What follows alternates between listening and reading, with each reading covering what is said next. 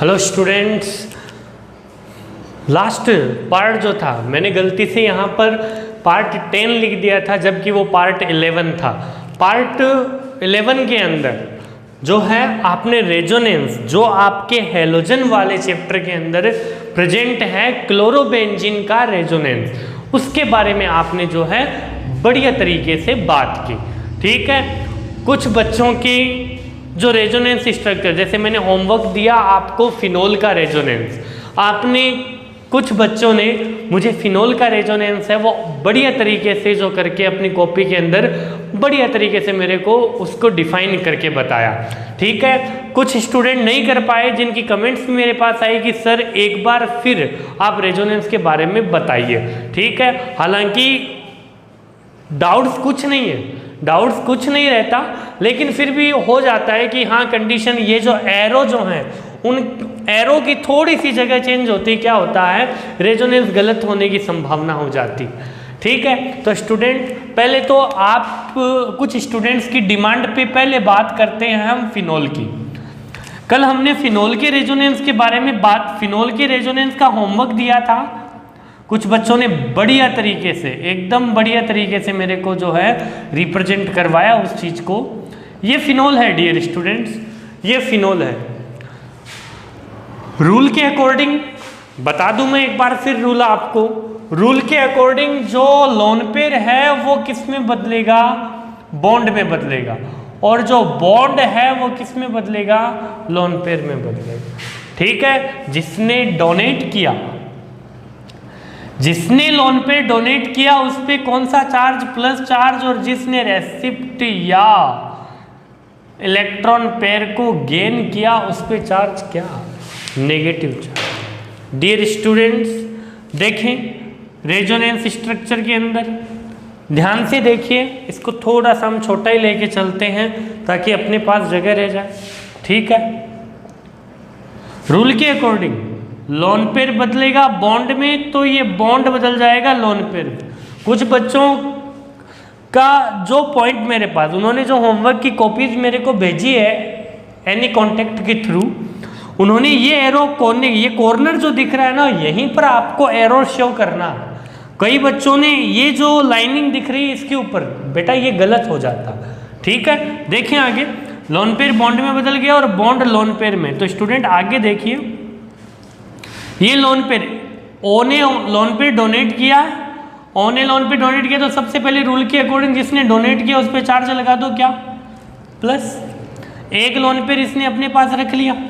ठीक है, ये लोन पेयर बॉन्ड में बदला था, सिंगल बॉन्ड तो था और अब एक बॉन्ड और आ गया, तो ये बॉन्ड कौन सा बन गया, डबल बॉन्ड। ठीक है, उसके बाद इसकी शीट में कर दो इसको। ठीक है, बॉन्ड लोन पेयर में, तो यहां बेटा लोन पेयर का चिन्ह आएगा, यानी इसने एक्सेप्ट किया ना, तो यहां पे क्या चार्ज, माइनस। इस बॉन्ड को आपने छेड़ा नहीं, लोन पेयर बदलेगा बॉन्ड में और बॉन्ड बदल जाएगा किस में, लोन पेयर। ठीक है, देखें डियर स्टूडेंट,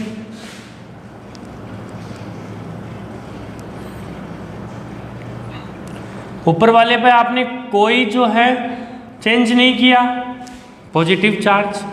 ये लोन पेयर बॉन्ड में बदल गया तो ये तो लीजिए आपका लोन पेयर जो बॉन्ड में बदला था, ये बॉन्ड लोन पेयर में बदल गया तो ये लोन पेयर लीजिए, और लोन पेयर के साथ चार्ज कौन सा चलेगा, माइनस। और ये बॉन्ड, लोन पेयर बदलेगा बॉन्ड में तो ये बॉन्ड बदल जाएगा किस में, ये देखो एरो की सीध में, इस कॉर्नर के एकदम सीध में।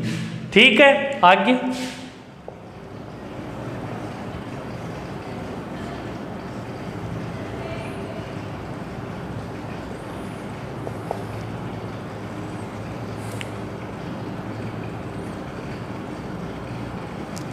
लोन पेयर बॉन्ड में बदल गया और ये बॉन्ड लोन पेयर में, और लोन पेयर पे चार्ज क्या आ गया, माइनस।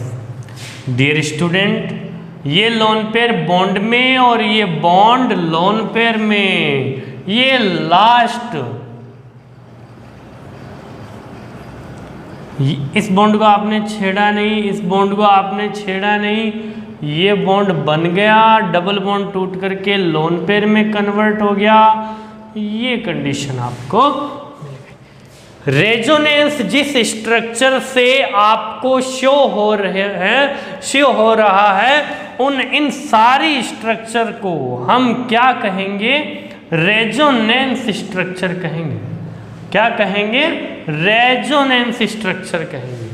ठीक है, रेजोनेंस क्या है? एक कंपाउंड को स्टेबल करने के लिए जो है, एग्जाम्पल के थ्रू बताएं कि कोई ऐसे कंपाउंड होते हैं, मेरी बात गौर से सुनना, ऐसे कंपाउंड जो एक शो में अपनी एक स्ट्रक्चर में अपनी पूरी स्टेबिलिटी शो नहीं कर पाते। अब आपको रेजोनेंस पूरी तरह पता हो गया। ठीक है, अब मैं इसकी देखो लैंग्वेज डिफाइन करते हैं। इसकी लैंग्वेज क्या है देखें एक बार। ऐसे कंपाउंड जो एक स्ट्रक्चर में अपनी स्टेबिलिटी शो नहीं कर पाते, तो वह अपनी स्टेबिलिटी शो करने के लिए क्या करते हैं? अलग अलग स्ट्रक्चर बनाते हैं। इन स्ट्रक्चर्स को क्या कहा जाता है? रेजोनेंस स्ट्रक्चर कहा जाता है। जबकि पूरी प्रोसेस को क्या कहा जाता है? रेजोनेंस कहा जाता है। स्टूडेंट मैं बता दूं, ये जो पार्ट है हैलोजन डेरिवेटिव का आपके चैप्टर चल रहा था, उसके अंदर एक टॉपिक आया रेजोनेंस। तो स्टूडेंट हम रेजोनेंस के टॉपिक के बारे में बात करने लग गए। हम रेजोनेंस के टॉपिक के बारे में बात करने लग गए कि रेजोनेंस का टॉपिक है वो पूरी तरह अब अपनी ऑर्गेनिक केमिस्ट्री में। स्टूडेंट ये ना भूलें कि अपना जो मेन जो है वो है ऑर्गेनिक केमिस्ट्री को पढ़ना।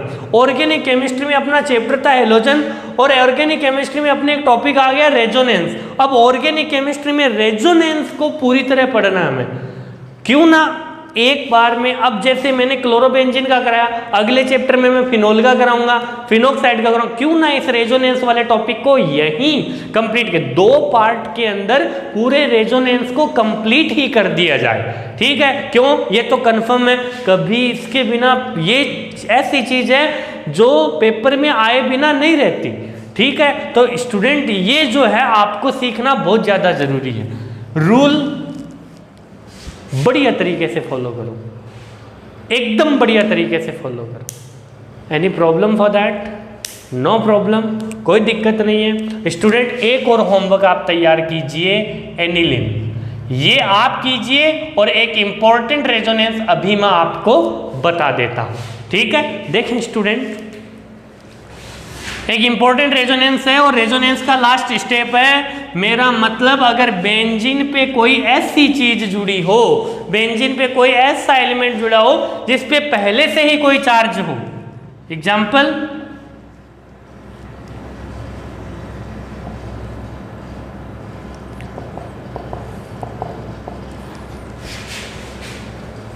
माइनस, इसका नाम है फिनोक्साइड।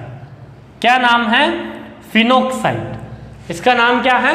फिनोक्साइड नाम है। स्टूडेंट मैं बता दूं, आज का होमवर्क आपका ये है, और यही उम्मीद आपसे कि ये गलत नहीं होगा। ठीक है, ये फिनोक्साइड है। अब फिनोक्साइड में पहले से ऊपर माइनस का चार्ज है, तो इसकी रेजोनेंस स्ट्रक्चर किस टाइप से होगी? तो डियर स्टूडेंट ध्यान दीजिए, लोन पेयर बदला बॉन्ड में तो बॉन्ड बदल जाएगा लोन पेयर में। ठीक है, तो यहां क्या हो जाएगा? ध्यान से देखिए, ऊपर जो ऑक्सीजन था उस पे लोन पेयर कितने बचे? इसने लोन पेयर दे दिया, तो यहाँ पे डबल बॉन्ड आएगा या नहीं आएगा? ऑफ कोर्स आएगा। तो क्या माइनस का चार्ज लगेगा? क्या नहीं लगेगा। सिंगल बॉन्ड था इसलिए क्या लगा? माइनस का चार्ज। लेकिन अब डबल बॉन्ड बन गया, क्या माइनस का चार्ज लगेगा? क्या नहीं लगेगा। तो कोई भी चार्ज यहाँ पर नहीं आएगा। ये माइनस का चार्ज इस बेंजीन के अंदर आ जाएगा। ध्यान दीजिए, ये लोन पेयर और ये माइनस का चार्ज क्या करेगा? रेजोनेंस करेगा। ठीक है, यहाँ पर ये बॉन्ड आ गए, लोन पेयर बदला बॉन्ड में तो बॉन्ड बदल जाएगा लोन पेयर में। ये डबल बॉन्ड, ये बॉन्ड में लोन पेयर बदल रहा था, बॉन्ड में बॉन्ड बदला लोन पेयर में, माइनस का चार्ज लोन पेयर के साथ, इसको आपने कोई डिस्टर्ब नहीं किया। ये लोन पेयर जो है वो बॉन्ड में बदलेगा, तो ये बॉन्ड बदल जाएगा लोन पेयर में। तो यहां पर आपके पास स्ट्रक्चर कंडीशन क्या हो जाएगी? ये बॉन्ड यहाँ पर बॉन्ड बन गया क्योंकि लोन पेयर बॉन्ड में बदला था, ये बॉन्ड लोन पेयर में बदला था और लोन पेयर के चार्ज साथ में चार्ज चलेगा माइनस का, तो लोन पेयर जो है वो आगे और ये बॉन्ड ऊपर वापस लोन पेयर में।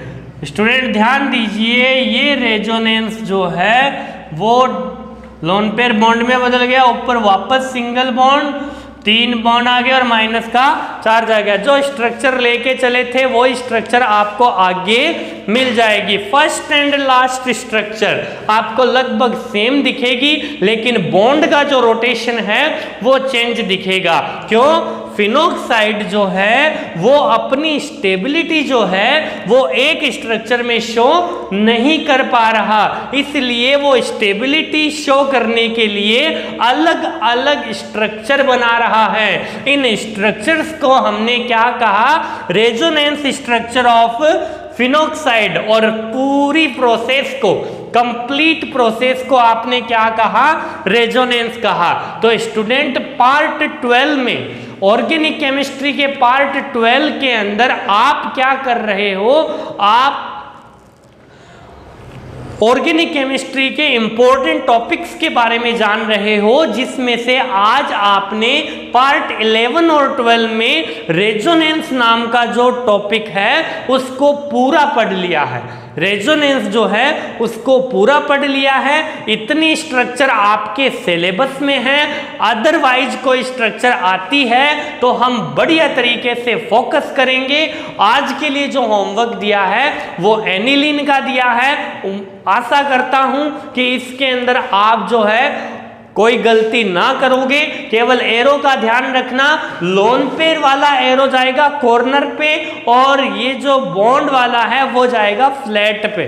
ठीक है, तो इस चीज का ध्यान रखें। अगर इस टॉपिक में कोई दिक्कत होती है, एनी डाउट जो है आप कमेंट बॉक्स में या व्हाट्सएप के थ्रू मेरे को पूछ सकते हो। मेरे ख्याल से कोई दिक्कत इस टॉपिक में नहीं होनी चाहिए। इसके अगले पार्ट में हम जो पढ़ेंगे वो आपके एक छोटा सा टॉपिक है फ्रियोन का। उस फ्रियोन के और डीडीटी और बीएचसी के बारे में पढ़ेंगे। ठीक है, और डाई हैलाइड वगैरह इनके बारे में वापस जानेंगे। इसी के साथ मैं इस वीडियो को कंप्लीट करता हूं। इन लो को आप बढ़िया तरीके से पढ़ना, क्योंकि इनके बिना रेजोनेंस नहीं हो पाएगा। तो इसी के साथ मैं पार्ट 12 जिसमें रेजोनेंस का डिस्क्रिप्शन है कंप्लीट करता हूं। Thank you.